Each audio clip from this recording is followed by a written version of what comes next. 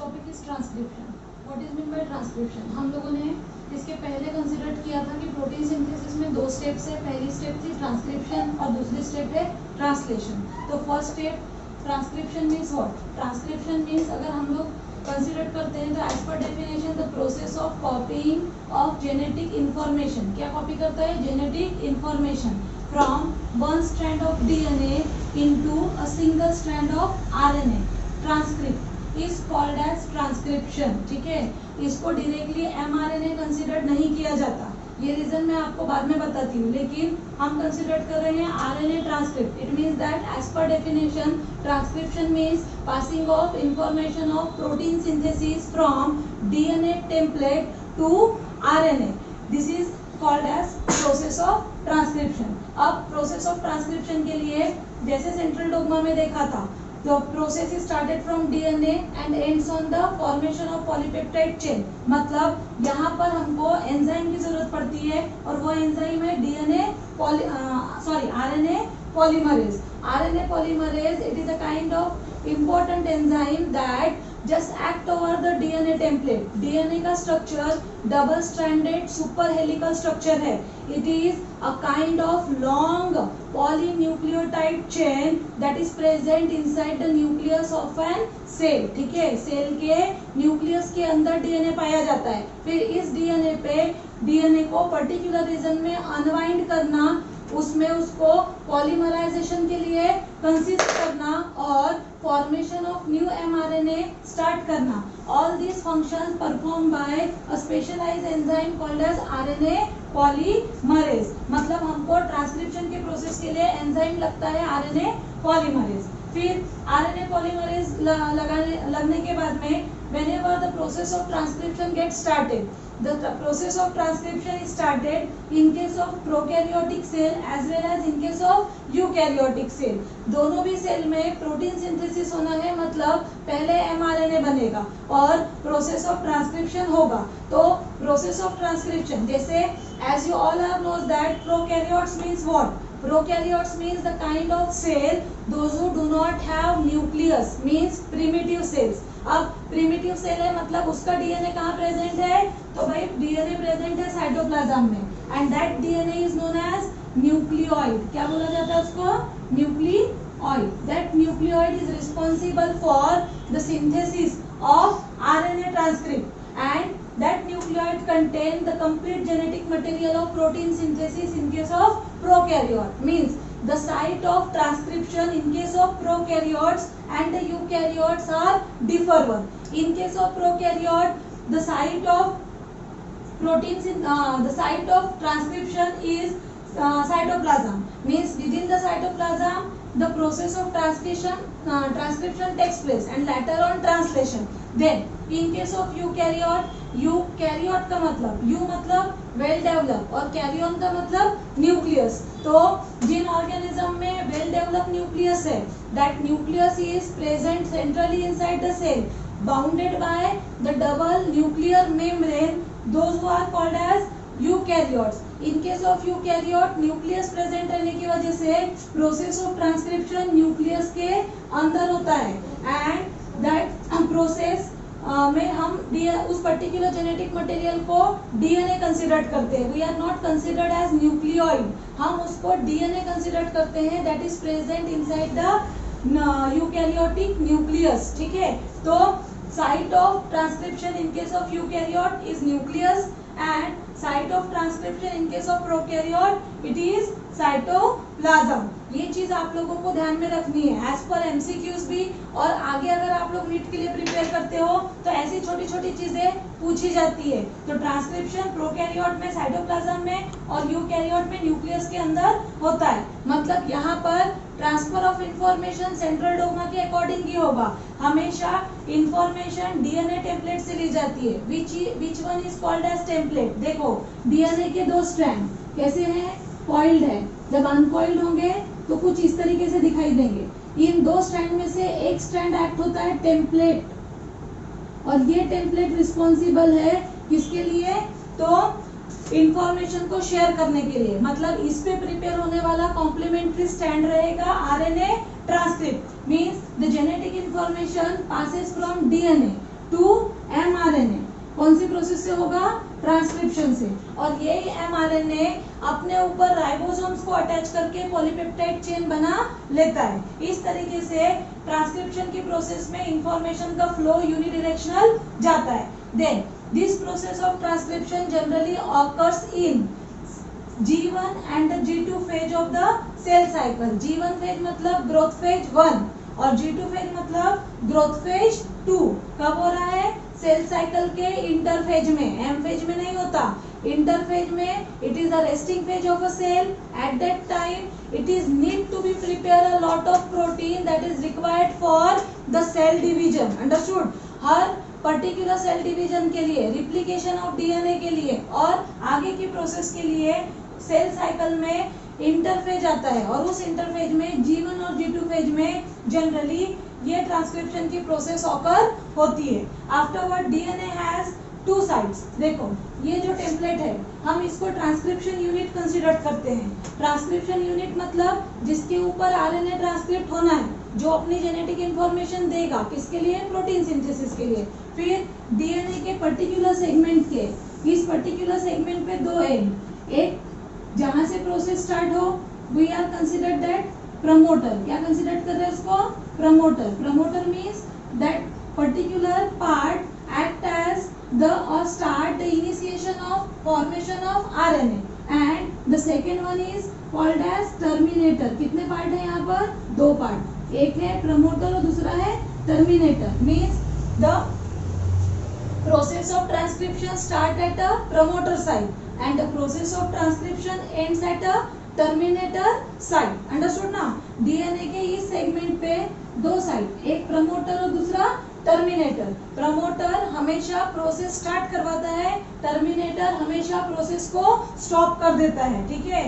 फिर typical process start करते हैं ट्रांसक्रिप्शन की, तो इस प्रोसेस में हमेशा 3 स्टेप्स होती है। इस डीएनए के टेम्पलेट पे प्रमोटर और टर्मिनेटर के साथ 3 स्टेप में mRNA या RNA ट्रांसक्रिप्ट तैयार होता है। पहली स्टेप है इनिशिएशन, दूसरी स्टेप है इलॉन्गेशन और तीसरी स्टेप है टर्मिनेशन। इनिशिएशन का शॉर्ट में मीनिंग बता देती हूँ। प्रोसेस स्टार्ट होना means the initiate the process of formation of RNA. Then elongation means the occupying the structural gene over the particular RNA transcript, and termination means stops the process of formation of RNA transcript। understood ना? means initiation promoter पे start होगा, termination terminator पर आकर रुक जाएगा। ये हो गई process of typical transcription. Next topic है ट्रांसक्रिप्शन यूनिट। ठीक है? ट्रांसक्रिप्शन यूनिट मीन्स इसके पहले हम लोगों ने देखा कि जो पर्टिकुलर आरएनए ट्रांसक्रिप्ट तैयार होता है उसमें जो स्टेप्स होती है वो है इनिशिएशन, इलॉन्गेशन और टर्मिनेशन। लेकिन पर्टिकुलर डीएनए सेगमेंट पे 2 पॉइंट, एक प्रमोटर और एक टर्मिनेटर। ट्रांसक्रिप्शन यूनिट किस चीज को कंसीडर किया जाए? तो ट्रांसक्रिप्शन यूनिट मतलब ऐसा particular transcribe segment of DNA that is responsible for synthesis of RNA is it known as transcription unit. Understood ना? हर एक वो डीएनए सेगमेंट जिसके ऊपर में प्रोटीन सिंथेसिस का पर्टिकुलर सीक्वेंस प्रेजेंट है और वो आरएनए तैयार करेगा, उस पर्टिकुलर सेगमेंट ऑफ डीएनए को हम ट्रांसक्रिप्शन यूनिट कंसीडर कर लेते हैं। फिर transcription unit means each transcribed segment of DNA is called as transcription unit. Understood ना? ईच ट्रांसक्राइब्ड मतलब जिसके ऊपर एमआरएनए या आरएनए का सिंथेसिस होने वाला है। Either that RNA is rRNA, tRNA और आरआरएनए। मतलब चाहे ट्रांसफर आरएनए बने, मैसेंजर आरएनए बने या राइबोसोमल आरएनए बने, लेकिन बनेगा कहाँ पे? डीएनए टेम्पलेट पे। और जिस डीएनए टेम्पलेट पे आरएनए सिंथेसाइज होता है उस डीएनए टेम्पलेट को ट्रांसक्रिप्शन यूनिट कंसीडर कर लिया जाता है। फिर what that particular transcription unit consist of? तो हर ट्रांसक्रिप्शन यूनिट में 3 पार्ट होते हैं। पहला पार्ट है प्रमोटर, दूसरा पार्ट है स्ट्रक्चरल जीन और तीसरा पार्ट है टर्मिनेटर। कितने पार्ट है? 3। एक है प्रमोटर, स्ट्रक्चरल जीन और तीसरा है टर्मिनेटर। ठीक है ना? तो डीएनए सेगमेंट अगर हम लोग कंसीडर करें तो प्रमोटर मतलब ऐसा पार्ट जहां पर प्रोसेस स्टार्ट होनी है। स्ट्रक्चरल जीन मतलब जो अमीनो एसिड के सीक्वेंस बनाने के लिए न्यूक्लियोटाइड बेसिस लेकर जाएगा वो। और टर्मिनेटर मतलब जहां पर आकर आरएनए का ट्रांसक्रिप्शन रुक जाएगा वो। ऐसे करके पर्टिकुलर डीएनए पर हमेशा 3 पार्ट, उस पर्टिकुलर ट्रांसक्रिप्शन यूनिट पर 3 पार्ट कंसिडर्ड होते हैं, प्रमोटर, स्ट्रक्चरल जीन और टर्मिनेटर। फिर प्रमोटर क्या एक्ट होता है, देखो व्हाट दैट कंसिस्ट ऑफ। तो particular transcription unit having the first part called as promoter. देखो promoter is it a kind of part that always located at, कहाँ पर लोकेटेड रहेगा, तो भाई ये लोकेटेड है 5 end of structural gene of upstream. देखो यहाँ पर मैंने ड्रॉ किया है, अगर इस पर्टिकुलर सेगमेंट को छोड़ दिया जाए तो ये डीएनए के 2 स्ट्रैंड हो गए जो रिप्लिकेटेड है। First strand having the upside direction and second strand having the downside direction. आप लोगों को पता है DNA it is a highly helical structure, whenever it is unwind it is straight, and straight होने के बाद में what kind of direction it has opposite direction. एक स्ट्रैंड जाता है ऊपर की तरफ, दूसरा स्ट्रैंड आता है नीचे की तरफ, मतलब दोनों की जो पोलैरिटी है वो अपोजिट है, एक अपस्ट्रीम पोलैरिटी वाला है, दूसरा डाउनस्ट्रीम पोलैरिटी वाला है। इन 2 स्ट्रैंड में जो स्ट्रैंड अपस्ट्रीम है, जैसे ये, इस अपस्ट्रीम स्ट्रैंड के 5 एंड को कंसीडर किया जाता है प्रमोटर। क्या कंसीडर किया जाता है, promoter. Means RNA polymerase always take the attachment at the promoter site. Where it take the attachment, promoter site. मतलब इस डायग्राम में अगर आप देखें तो ये हो गया आपका प्रमोटर साइट, ठीक है। प्रमोटर साइट 5 एंड पर है, तो 5 एंड पर अगर प्रमोटर साइट है जो अपस्ट्रैंडेड है, हाँ अपस्ट्रैंडेड मतलब ऊपर की तरफ जा रहा है, तो promoter is always located as 5 end of the structural gene of upstream, ठीक है। अपस्ट्रीम स्ट्रैंड में जो ऊपर की तरफ जाता है उसके 5 एंड पर आने वाला पार्ट प्रमोटर। फिर it is act as a, promoter ही एक्ट होता है किसके लिए, तो binding site for RNA polymerase. Understood ना। RNA polymerase, it is a kind of enzyme that is responsible for the process of transcription.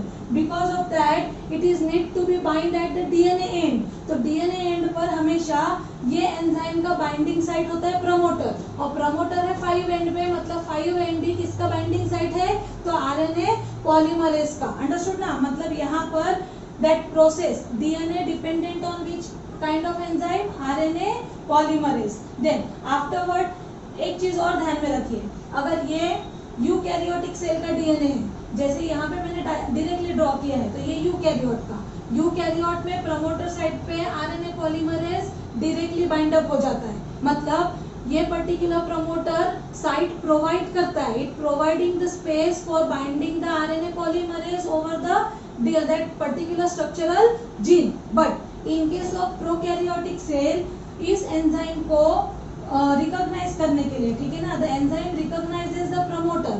RNA polymerase को अगर promoter को पहचानना है किसमें, तो प्रोकैरियोटिक के डीएनए में, तो उसके पास में स्पेशलाइज्ड फैक्टर्स होते हैं। मतलब आरएनए पॉलीमरेज एक फैक्टर पे बाइंड होता है जिसको बोला जाता है सिग्मा फैक्टर, ठीक है।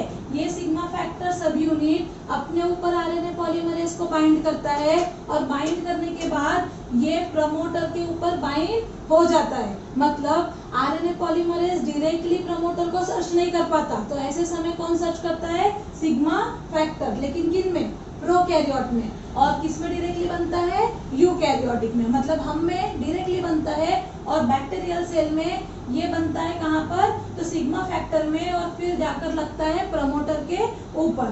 तो ये हो गया आपका प्रमोटर कि what that promoter consist of, ठीक है। अब प्रमोटर के बाद में नेक्स्ट पार्ट क्या है ट्रांसक्रिप्शन यूनिट का, स्ट्रक्चरल जीन। स्ट्रक्चरल जीन क्या कंसिस्ट करता है, तो स्ट्रक्चरल जीन मतलब क्या, तो स्ट्रक्चरल जीन मतलब the segment of the RNA that is just encoded for the particular polypeptide chain. Understood. उन पर्टिकुलर ट्रांसक्राइब्ड यूनिट को हम स्ट्रक्चरल जीन कंसीडर करते हैं। अब इस स्ट्रक्चरल जीन में जैसे DNA it is a double stranded structure and has the opposite polarity. कैसी पोलैरिटी, अपोजिट। मतलब DNA dependent on RNA polymerase for polymerisation. Understood ना। पॉलीमराइजेशन की प्रोसेस में आरएनए पॉलीमरेज आकर प्रमोटर पे अटैचमेंट लेता है 5 एंड पर, और अटैचमेंट लेने के बाद में पॉलीमराइजेशन की प्रोसेस स्टार्ट होती है। कहाँ से होती है, 5 to 3 की डायरेक्शन में। कहाँ से होगी, 5 to 3 की डायरेक्शन में, और ये 2 स्ट्रैंड को अलग अलग कर देती है। अब डीएनए की कितने स्ट्रैंड दिखाई दे रहे हैं? जो डबल स्ट्रैंडेड था वो सिंगल सिंगल हो गए और एक रिप्लिकेटिंग फोक वहां तैयार हो जाती है। एक स्ट्रैंड एक्ट होता है डीएनए टेम्पलेट, ठीक है। इस स्ट्रैंड को हम लोग एंटीसेंस स्ट्रैंड बोलते हैं। क्या बोलते हैं? Antisense strand. डीएनए टेम्पलेट, इसकी डायरेक्शन हमेशा 3 to 5 होती है, क्योंकि आरएनए की डायरेक्शन, एमआरएनए की डायरेक्शन 5 से 3 ही होना चाहिए, तभी पर्टिकुलर प्रोटीन बनता है।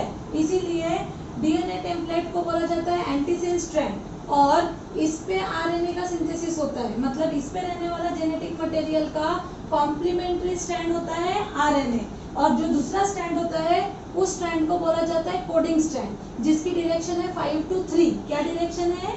5 to 3। देखो इस स्ट्रैंड की डायरेक्शन भले अपस्ट्रीम पोलैरिटी है, इसकी डायरेक्शन है आपके लिए 3 to 5। क्या डायरेक्शन है? 3 to 5, और इसकी डायरेक्शन क्या है?